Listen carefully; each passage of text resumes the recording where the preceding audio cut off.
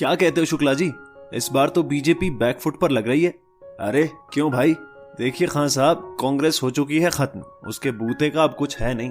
जनादेश पहले भी बीजेपी के साथ था और आज भी है। अब चाहे वो लोकसभा का चुनाव हो या फिर विधानसभा, आप देख लीजिएगा, मोदी जी और शाह जी फिर बीजेपी का परचम लहराएंगे। न जाने क्या घुट्टी पिला रखी है मोदी ने सबको। लोगों को नौकरियां मिल नहीं रही, देश की इकोनॉमी का हाल खस्ता है। बड़े साहब विदेशों में घूम के देश में सब बढ़िया बता रहे हैं। सरकारी कंपनियां या तो बेची जा रही हैं या फिर उन पर निजीकरण का चोला चढ़ाया जा रहा है। इतना सब होने के बावजूद अगर लोगों को बीजेपी पर अब भी विश्वास है तो फिर मैं मोदी जी को किसी जादूगर से कम नहीं समझता। अरे जाइए खान साहब, आपके कांग्रेस के समय तो जैसे राम राज्य था, देश में सोने की बारिश हुआ करती थी। सारी दुनिया जानती है कांग्रेस ने देश को 70 सालों तक बस लूटा है। ये जो गरीबी, भ्रष्टाचार, दंगे फसादों का सिलसिला शुरू हुआ था वो कांग्रेस की सरकारों में तो हुआ है। 70 सालों तक जो नासूर बनाया है उसे भरने में थोड़ा समय तो लगेगा ही ना।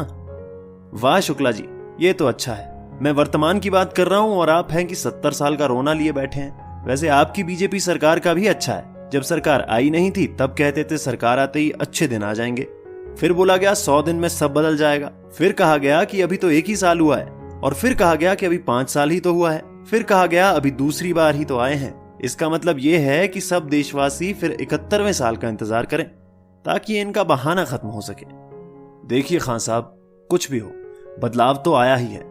समस्या तो यह है कि आप लोगों को मोदी जी और बीजेपी दोनों से नफरत है, इसलिए इनका विरोध आप देश के विकसित होने के बाद भी करेंगे।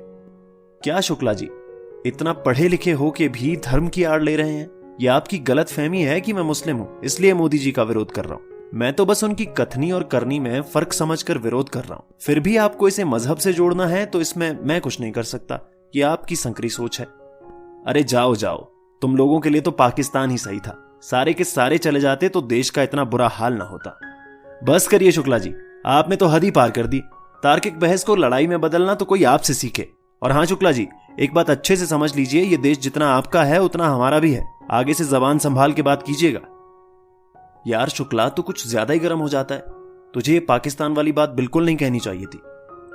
हद है समीर, उसकी बदतमीजी नहीं दिखी तुझे? मेरी बड़ी जल्दी पकड़ ली तूने, इसीलिए तो हम एकता में उनसे पीछे रह गए। अभी कोई मुस्लिम होता यहां तो खां को कभी गलत नहीं कहता। तुझे समझाना ना अपना सर पीटने के बराबर है। अच्छा ये सब छोड़, तुझे पता चला बीजेपी के केंद्रीय मंत्री जावड़ेकर साहब इस बार हमारे जिले में आ रहे हैं दिवाली के एक समारोह में। क्या दिवाली पे ही? हाँ भाई, इसी दिवाली पे। अरे यार, इस बार तो मुझे दिवाली पे अपने घर बनारस जाना था। पिछली 2 बार से नहीं जा पाया।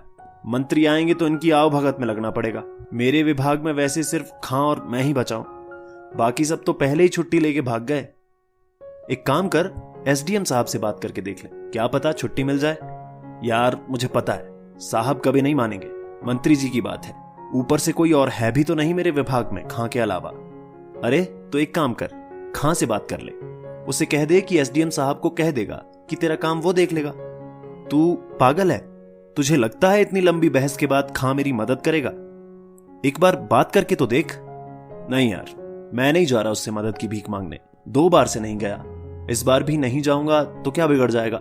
छुट्टी लिख के ले जाता हूं, अगर दे देंगे तो ठीक है, वरना इस बार भी दिवाली पे 2 पैग मार के सो जाऊंगा। जैसी तेरी मर्जी, मुझे क्या, मेरा काम तो अहमद देख लेगा। मैं तो आज ही निकल रहा हूं जौनपुर। चल भाई, काम समेट लूं, अब टाइम भी हो रहा है। मैं भी जा रहा हूं एप्लीकेशन लेके एसडीएम साहब के पास, देखते हैं क्या होता है। नमस्ते साहब, अंदर आ जाएं? अरे आओ आओ शुक्ला, और बताओ सब तैयारी हो गई ना? रिपोर्ट वगैरह सब तैयार रखना, ना जाने मंत्री साहब क्या मांग लें। हाँ साहब, वो सब तो तैयार रखी है, मगर साहब मैं तो छुट्टी पर जा रहा हूँ। पिछली 2 दिवाली में नहीं गया साहब। ये एप्लीकेशन है, अब आप जो आज्ञा दें। अरे लाओ लाओ, कहाँ साइन करना है? साइन तो यहां करना है साहब, मगर मैं पक्का जाऊं ना साहब? अरे क्यों, तुम्हें मेरे आदेश पे शक हो रहा है? नहीं नहीं साहब, वो बात नहीं। आपने मुझे रोका नहीं कि विभाग की रिपोर्ट्स और मंत्री जी की आवभगत कौन करेगा, इसलिए मैं जरा हैरान हो गया। अरे अभी तुम ही ने तो खां को भेजा था सिफारिश के लिए, अब तुम खुद ही चौंक रहे हो। अभी तो वो कह के गया है कि मैं सब काम अकेले संभाल लूंगा और तुम्हें दिवाली पर घर जाने दूं। कमाल का विभाग है तुम्हारा भी, आपस की बात भी मुझे बतानी पड़ रही है। नहीं साहब, वो बात नहीं है। धन्यवाद साहब छुट्टी देने के लिए। हाँ ठीक है, जाओ, मगर सब रिपोर्ट तैयार करके जाना। जी साहब। क्या खां साहब, पीठ पीछे ही काम लगा दिया। ये क्या कह रहे हो शुक्ला? तुम अच्छे से जानते हो कि मैं तुम्हारी या किसी की भी बुराई नहीं करता विभाग में, फिर ये कैसा इल्जाम लगाने आ गए? अरे भाई, इल्जाम लगाने नहीं आया, धन्यवाद कहने आया हूं। तुम्हें मैंने इतना भला बुरा कहा मगर फिर भी तुमने मेरी मदद की, बहुत बहुत धन्यवाद भाई। अरे इसमें क्या धन्यवाद शुक्ला जी, आप भी तो ईद पे रुके थे मेरे लिए दफ्तर और मुझे छुट्टी दिलाई थी। ये सब तो आपस की बात है, इसमें धन्यवाद की क्या बात है? नहीं खां साहब, मैं कुछ ज्यादा ही बक गया था। उसके बाद भी आपने मेरी मदद की तो धन्यवाद तो बनता ही है। अरे छोड़िए, ये सब तो आवेश में निकल जाता है। वैसे भी राजनीति और सोच विचार अपनी जगह है, आपसी भाईचारा थोड़ी खत्म हो जाता है इन सब के चक्कर में। हाँ, ये बात भी सही कही आपने। वैसे शुक्ला जी, एक बात तो आज आपको माननी ही पड़ेगी कि हमारे पाकिस्तान ना जाने से आप लोगों को एक फायदा तो होता ही है। हाँ हाँ हाँ भाई, बिल्कुल सही।